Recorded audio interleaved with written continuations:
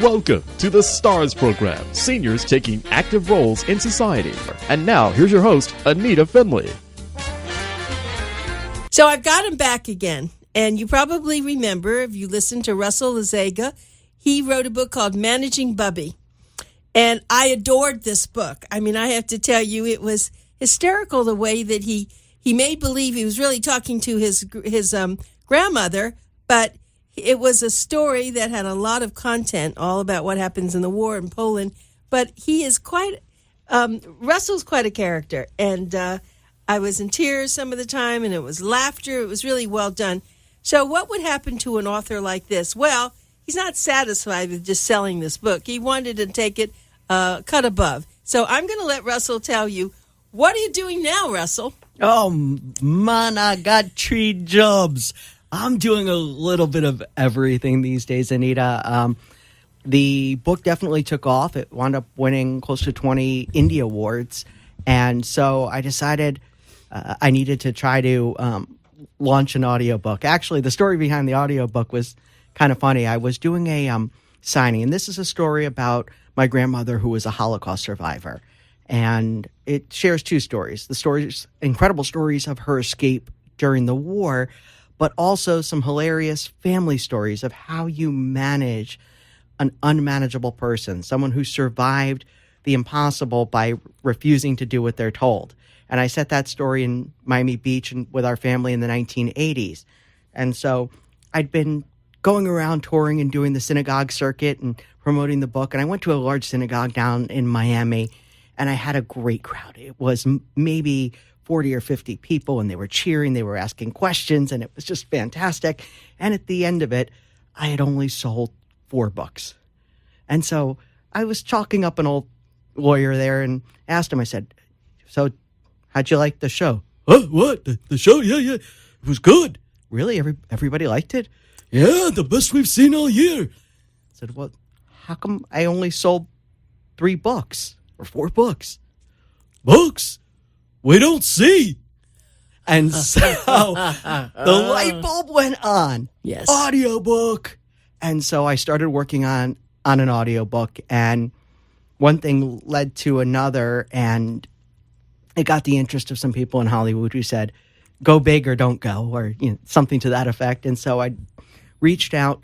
We managed to get contact with Linda Lavin, who was a spectacular actress. You may remember her from Alice in the 1970s and 80s. She'd won Tony Award, Golden Globe, and she was interested in the project. It resonated with her, and so we went to record Linda as BUBBIE, and that led to bringing in a group of other actors that just kind of signed on one after the other, and literally the actors talking to one another to join on. And so now it's Lainey Kazan, who was spectacular, joined in the cast from My Big Fat Greek Wedding and Beaches.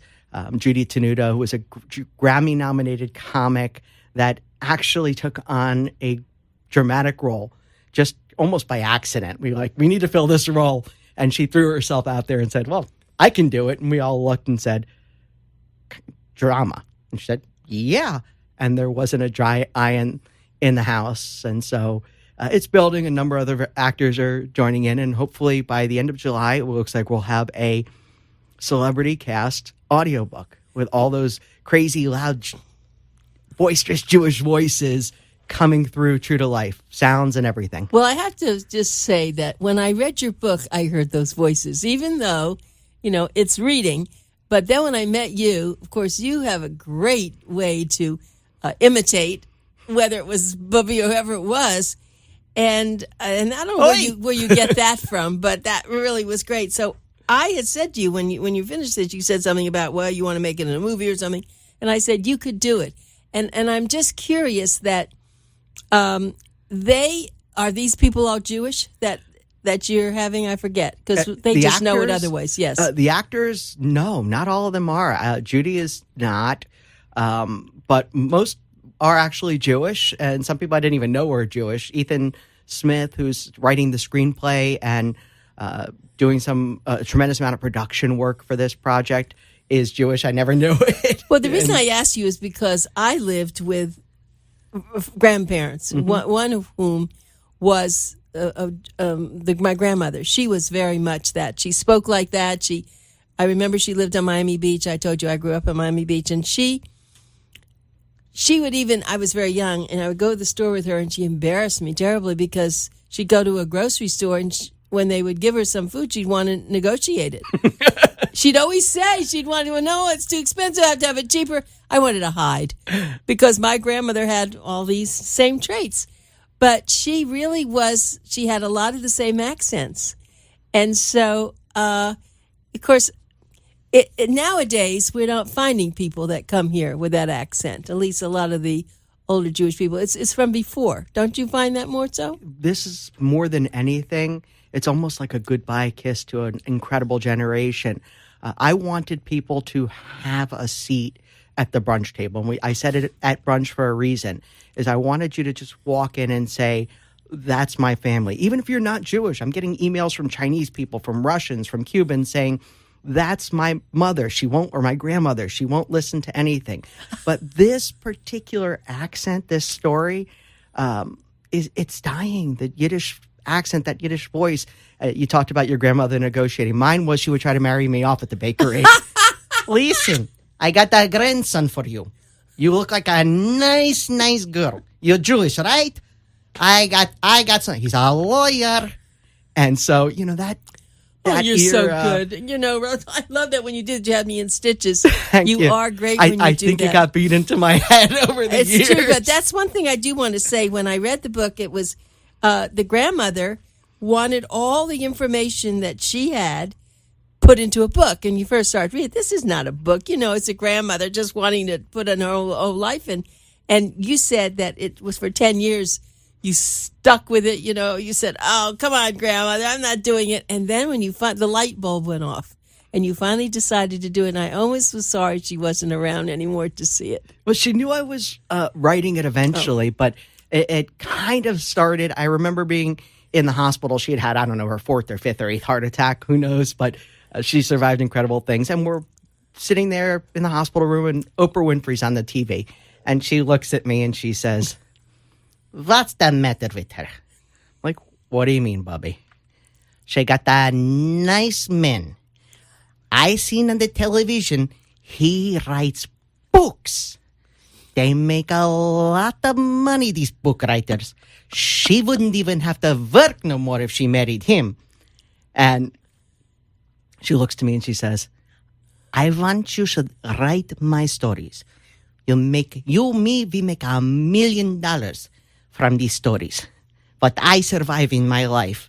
And she just kept on. She never stopped, did she? She never stopped. And so it finally came through. It took me over a decade to do it, and finally just said, you know what, if I'm not going to do it now, it won't ever happen. And I hit click, send, and put it out there and published it. And from there, it just sort of grew organically. So, and now it's going to be an audiobook. It's going to be an audiobook, and I'm working on a screenplay for a movie. I have a screenwriter in LA right now doing the screenplay. It's actually, I'm working on drafts right now and have it with me, and having an amazing time trying to bring this to life visually too. This incredible story of a mother with 2 small kids, pregnant through most of this journey, running from country to country alone to be one step ahead of the Nazis. And you had pictures, which were in your book too. Oh yes. I mean, and that made, I said in my article for you, my book review, that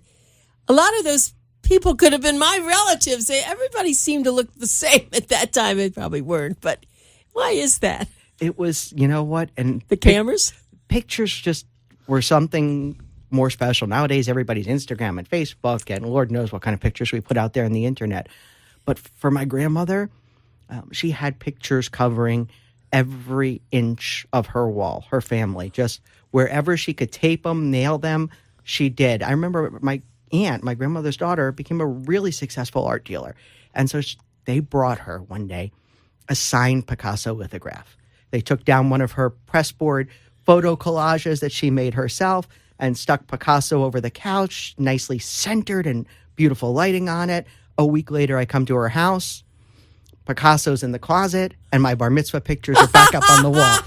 And that's fantastic. she looks at me and she says, "Darling, that painting was nice, but an ox with two heads, that's this guy's story, not my story. This is my story." Fantastic. And so, yeah, she knew what was important. How long ago did your grandmother die? I forgot. 2006. She lived to 95 years old, almost the entire way with her wits intact, on her own. We kept trying to get her to assisted living facilities because it really became a point where she would confuse her medications or just throw them out because these doctors don't know nothing. Red pills, blue pills, yellow pills. Who knows from all these medications? I throw the whole thing out. Now I feel better. Yeah, right. And you know what? And she got sometimes they do feel better without all that. I must say. Did your grandmother go to Mount Sinai a lot? Is that where she? Oh, she was in a ton of hospitals, but she'd always pull herself together and make it out. But she never wound up really staying in any kind of assisted living facility. She kept getting herself kicked out, like 5 facilities in 6 months. She got asked to leave. They said she was unmanageable, which is part of why I call it managing Bubby. She was completely unmanageable. She would pound the lunch trays on the table and say, "It's a concentration camp. It's like a concentration camp. People wait all day here to die like a death camp. I escape from Europe to get away from the death camps. No. I don't get put in one now. I escape from Hitler.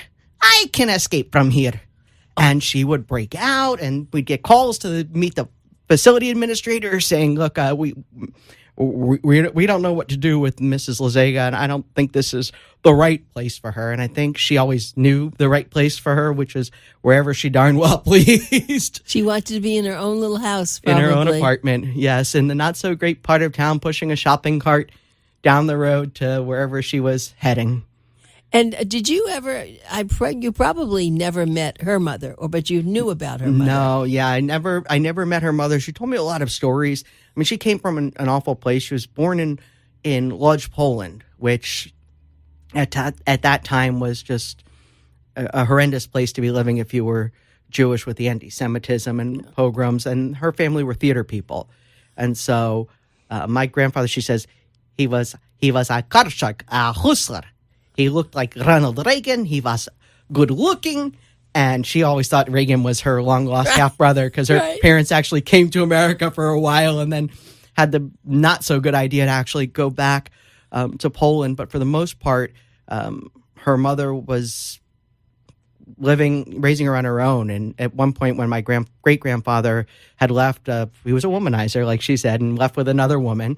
My great-grandmother wound up taking a job as the maid and cook in a brothel. And so my grandmother had to live in the back steps, helping sew corsets and things like that to survive. And she picked herself up and literally left with not so much really as a plan or a word, and went to Belgium to get a job sewing in a factory and just get out of Poland. But that was the kind of generation, and that was the kind of story that she always shared. She was like a gypsy. She wouldn't stay still, so she'd pack up if things got bad and move to the next place. And so during the war, that's what kept her alive. This story is not about a concentration camp. She never stayed still. And so she stayed one step ahead of the Nazis every step of the way, just clicking at her heels. And then after the war, settled in America, that gypsy spirit of not staying still got her kicked out of 5 assisted living facilities in 6 months. Well, she was lucky to have you because it's obvious you loved her so much. Yeah, she was. was. And you knew that even what she was doing, it was okay because she was your grandmother. Yeah, and I mean, that's a huge part of the story, I think, that resonates with me and so many other people. We all have that one family member that's impossible, that's unmanageable, but you never forget them. You never stop loving them. That's definitely a message I wanted to get through. I thought, and I guess the publishing industry way back when thought, oh, that's only a Jewish story, and oh, how wrong they are. That is everybody's story. We all, from whatever corner of the world, have that family member. Let me tell you, my guest is Russel Lazega, and we're going to talk a little bit about what he's doing now with this book, and then probably a screenplay. It's so exciting. I just want to give some information. Someone wants to get a hold of you. Let me think what we're going to tell them. Well, how would someone get a hold of you? 555. No. Certainly, my book is available through Amazon.com is probably one of the biggest That's the way? places. Okay. Under Managing BUBBIE. Okay.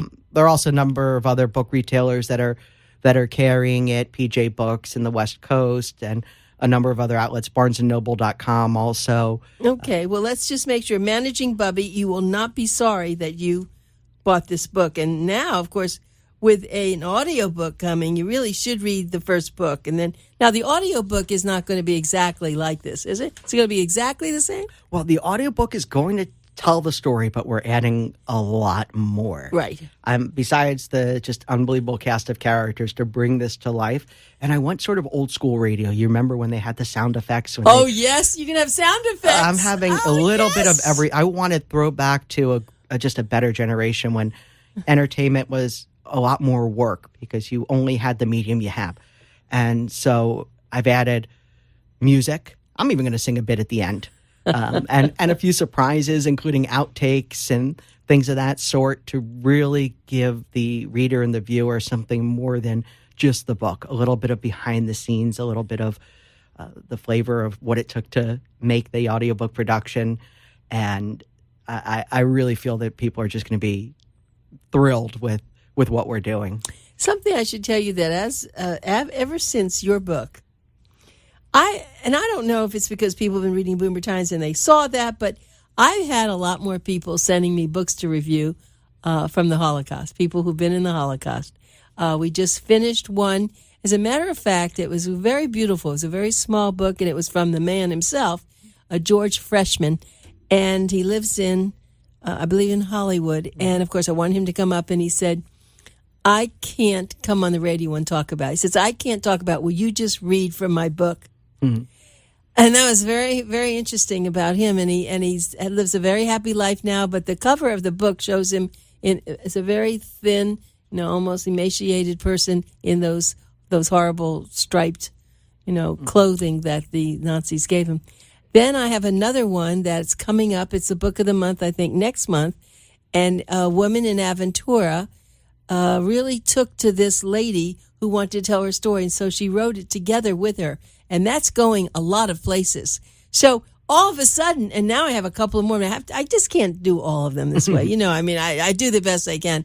But it seems like now people, we have to do something with the Holocaust. And that's why they're doing the museums, because very shortly, some people are going to say it never happened. We can never let that happen. Nobody left to tell the stories. No one left to bear witness. Well, that's why the museums are so spectacular. As a matter of fact, just to tell you one more thing, of course, you remember in Schindler's List, there was a Nazi running this particular camp, and he was shooting at the people down. Amon Goff. Yes. So I went to the Boca Raton Hotel. It was a major luncheon. There was 1,000 people, and they were all donating money. It was a fundraiser for the addition to the museum in Washington. Mm-hmm. And I've been to that one, and they talked about the story, and there was a woman there who was the person living there, the young woman who Schindler tried to get her to leave, and she didn't. She was 92, and she was there looking beautiful, and she lives in Boca Raton, and she spoke about it. So, this has been fantastic stuff. It's so cathartic to see. I know a few years ago, we went, my family and I, my entire family, we call it the whole mishpacha. We don't travel in small groups. When they invite my family, that's the cousins, the aunts, we call them the BBQs, the Brooklyn Queens group, went to Paris and then down to the south of France to the French National Holocaust Museum, where they were dedicating the opening of the museum. And my family was one of 3 honored. My grandmother had broken my grandfather out of that concentration camp. And yeah, it's in the book. It's an incredible story. I forgot. And I forgot that. I have to go back and read that part. Yeah, it was incredible. And we did a private tour, and one of the things they were showing us, things like it was a brick factory, and there were just these giant ovens, room-size ovens, maybe all of 4 or 5 feet tall, with dirt and dust like you'd expect an oven to have. And they'd say, this is where the people slept. And the carvings on the walls. There were Nobel laureates that were interned there. There were great famous painters that were scratching images on the walls of this brick factory, these ovens. Even one of the ovens was turned into a drag theater because they had interned a gay group of a drag troupe from Germany that had become famous there, but during the rise of Nazism, they were getting rounded up. Of course. And so they created a drag theater in this oven to make the best of their situations and try to survive it however they knew how. So it's just amazing and heartwarming to see these stories survive and see people who grew up like me in a very different world of swing sets and swimming pools in Miami Beach to know and understand it. Oh, and Russell, so did you ever think, I mean, I know you're a lawyer, but let's say before you wrote your grandmother's book, did you ever think that this would be something you would be doing? I don't think I had a choice. You got to write my stories. People need to hear what we suffered, what we did to survive. It was something I heard always. But with you're able to, with your wonderful characterizations, I would think you would have been great at Saturday Night Live or some of these impersonation places. Did you ever do any comedy before? Oh, my wife thinks I'm pretty funny. But no, I because you're a natural at this. I mean, and you're not going to be in the. I am in the audiobook. You are in the book. I am in the audiobook. You have to be in the book. Yes, and I'm going to try to find myself a cameo if the movie comes to fruition. You have to. Yes, maybe I'll be Hefty Porter number 3 or something pretty quick like Quentin Tarantino likes to do. Just stick yourself in a very quick role. But yeah, no, I've done a lot of speaking throughout my life, book tours and things of that sort. And so it just kind of came to me. Mostly it's having a lot of voices in my head, not the need lithium kind of voices, but big, crazy Jewish family kind of voices where everyone is from somewhere else and doesn't speak the same language. And have you gotten into this whole ancestry thing? I know that your grandmother kept trying to find, lost relatives, but have you ever really gotten into this yourself? And not as much as I should. I do know that whenever I find someone with the name Lazega spelled like mine, they're usually related to me. And I guess the two most interesting stories from that were I grew up in Miami Beach, which is a small town, and a woman somehow reached my mother and said, I was at the photo shop, and they said there are Lazegas here, and I'm a Lazega. So my mother says, well, what's your name?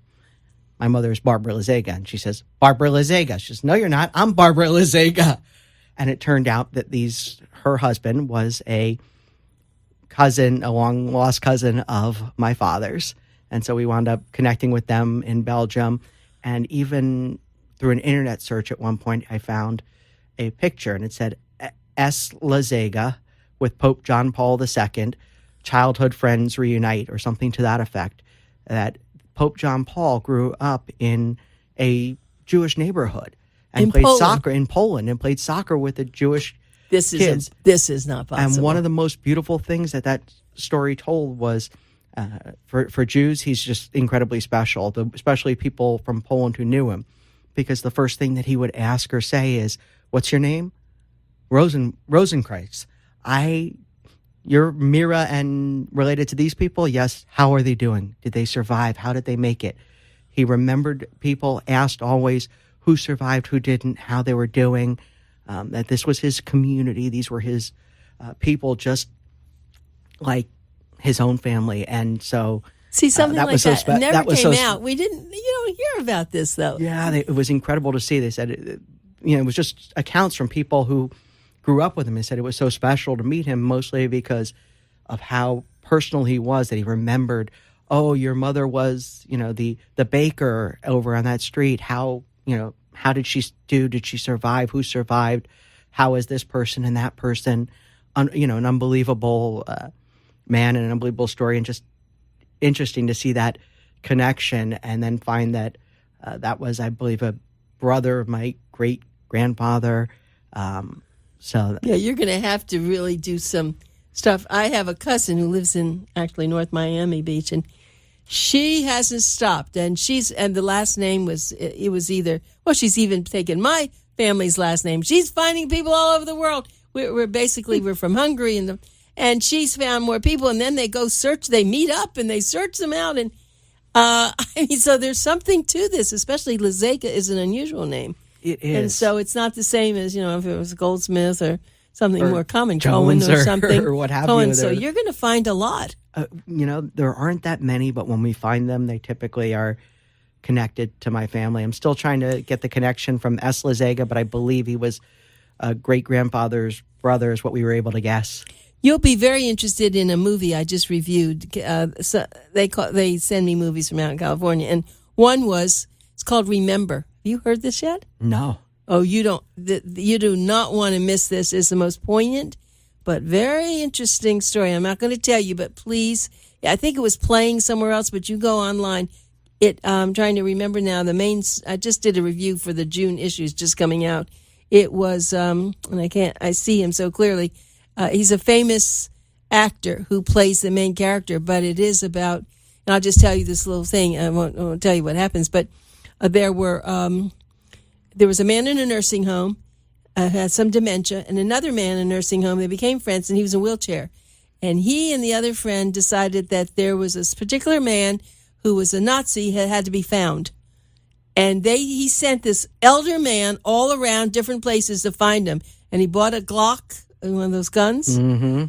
I mean, you would not, this is really, but it really has a very interesting ending. So you need to see this. You would especially love this book. Remember. I will definitely look for it. You will. You will love this movie because the actor, as I said, is quite famous, and it's out of my brain right now. But I was thinking about you now. That's the kind of a thing that, is the other side of it. People still trying to find some of the perpetrators here. But Russell, I guess we've kind of run out of time, and I'm looking forward to hearing a lot more from you. You got to stay in touch with me, and thank you, everybody. Buy the book, Managing Bubbie by Russel Lazega. It's Russel Lazega, and good luck. Thank you, Anita. Always a pleasure. Thank you.